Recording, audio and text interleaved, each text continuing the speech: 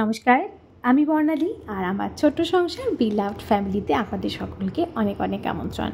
বড়দের প্রণাম আর ছোটদের স্নেহ জানিয়ে আমি আমার আজকের দিনটি শুরু করছি। আজকে মঙ্গলবার, তো সকালে ঘুম থেকে উঠেছি অনেকটা আগেই, প্রায় 5:15 নাগাদ আমার ঘুমটা ভেঙে গেছে। কিন্তু আজকে ঘুম থেকে উঠে আমি একটু ফোন ঘাঁটছিলাম, তারপর উঠে আগে একটু ফ্রেশ হলাম, মানে মাথাটা আগে সুন্দর করে আঁচড়িয়ে নিলাম, তাহলেই পুরো মনে হয় ফ্রেশ। তো যাই হোক, ফ্রেশ হয়ে উপরে চলে গেলাম। প্রথম যে কাজটা সেটা হচ্ছে আবার ঠাকুর ঘরের কাজটা সারবো। আর এই যে গতকাল যে পরিমাণে বৃষ্টি হয়েছে, আমার তুলসী মঞ্চ থেকে আর বেলগাছতলা থেকে আবারও সমস্ত মাটি ধুয়ে চলে গেছে। যাই হোক, এগুলোকে এখন গুছিয়ে ফেলি। আর তারপর দেখুন, আজকের আকাশটা কিন্তু অনেকটা চেঞ্জেস গতকালের থেকে, কারণ গতকাল যে পরিমাণে ওয়েদারটা ছিল, তো আজকের আকাশটা কিন্তু অনেকটা সুন্দর হয়ে গেছে। আর আমার বাড়ির সামনে যে রাস্তা যেটা, এটা বগুড়া থেকে দত্তফুলিয়াতে যাই, তো এদিকে যারা থাকেন তারা জানেন। তো মেন রাস্তার একদম পাশেই আমার বাড়ি। তো এখন এই যে নিচে চলে এলাম, তারপর নিচে এসে এই যে বিদ্যাজ্যোতির জামা কাপড়, স্কুল ইউনিফর্ম, ব্যাগ, এগুলো সমস্ত কিছু আমি ওয়াশ করে তুলে রেখেছিলাম, সেগুলোকে বের করলাম। আর এদিকে ওর স্কুল শুটা ওর পাপা একটু পালিশ করে দেবে। আর এইদিকে ওকে ঘুম থেকে তুলেছি, কিন্তু আমার ঘর থেকে আবার মায়ের ঘরে এসে শুয়ে পড়েছে, টিভি দেখছিল। তো আমি ব্রাশ নিয়ে ওর পিছন দৌড়চ্ছি যে বাবা ব্রাশটা করে নাও এখন। তো যাই হোক, ওকে ব্রাশটা করে ওই ঘরে একটু খেতে দিয়ে এলাম। ও বললো, একটু বায়না ধরলো যে মা একটু টিভি দেখি 10 মিনিট। আমি বললাম তাহলে ঠিক আছে, টিভি দেখছে।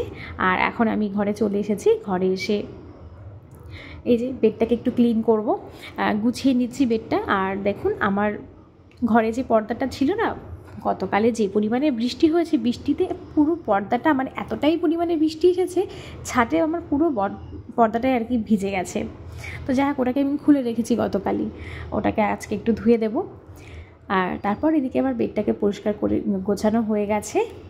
আর এখন আমি ওর পড়ার টেবিলটা আর কি গোছাবো, কারণ বুকসগুলো যেহেতু এতদিন স্কুলগুলো ছুটি ছিল, তো কিছু বই এখানে, কিছু বই বারান্দার টেবিলে, কালকে বিকেলে পড়াচ্ছিলাম সেগুলো ব্যালকনিতে রয়েছে, এইভাবে ছড়িয়ে ছিটিয়ে রয়েছে। তো সব জায়গা থেকে বই নিয়ে এসে গুছিয়ে আগে টেবিলটাতে রাখলাম।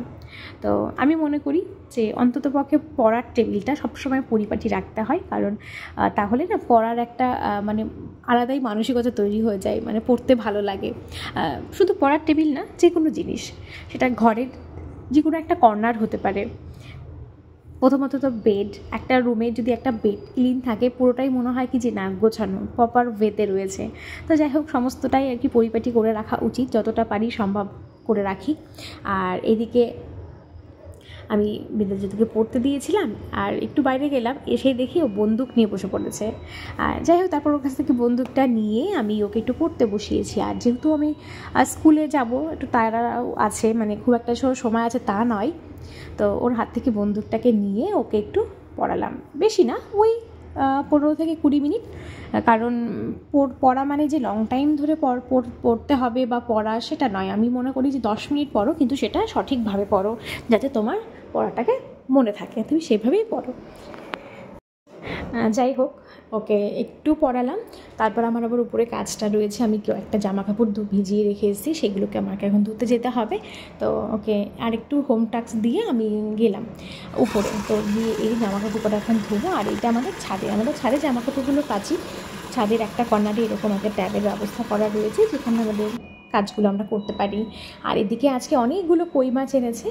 বড় মাকেই বললাম যে বড় মা তারা একটু কেটে দাও মাছগুলো, কারণ এতগুলো মাছ নিয়ে এসে মা গেছে রান্নাঘরে রান্না করতে। আর আমি যদি এখন মাছগুলো নিয়ে বসি, তাহলে আমার প্রচুর টাইম লেগে যাবে, বাকি কাজগুলো সারতে পারবো না। আর এদিকে আমাকে স্কুলে যেতে হবে 9:45-র মধ্যে।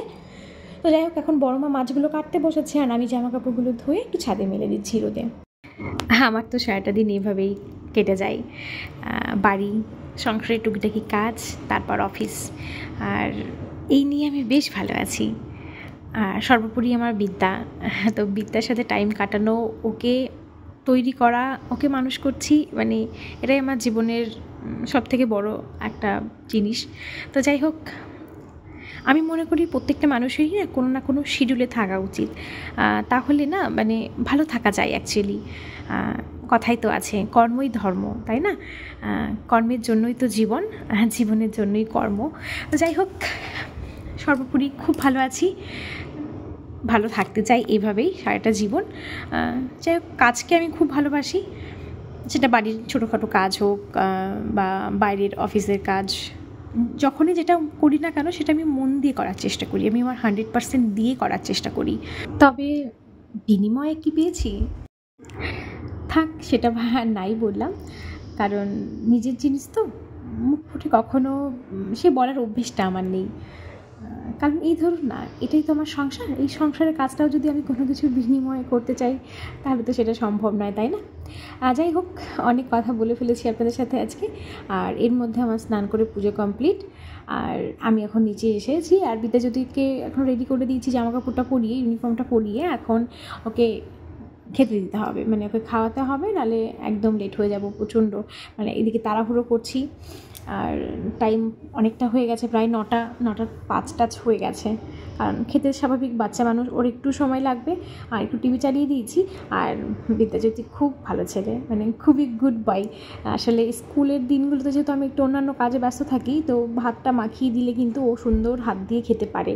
মানে বাকি দিনগুলোতে আমি যখন বাড়িতে থাকি অবশ্যই আমি খাইয়ে দিই, আর আমি না থাকলে তো সব দিন মা খাইয়ে দিয়েছে, আমার হাজব্যান্ডও খাইয়ে দেয়। আর মানে বাড়িতে এই 3-4 জন মানুষ আমরা, তো সবাই সবারটাকে করে দেওয়া হয় আর কি। তো যাই হোক, যেহেতু বিদ্যা সবার ভীষণ আদরের, তো সেটা তো ওর জন্য সবাই সবসময় করে। আর এদিকে আমি পুরো রেডি হয়ে গেলাম, এদিকে বিদ্যাজ্যোতি খাওয়া হয়ে গেছে, আর আমিও একটু খাবার খাবো।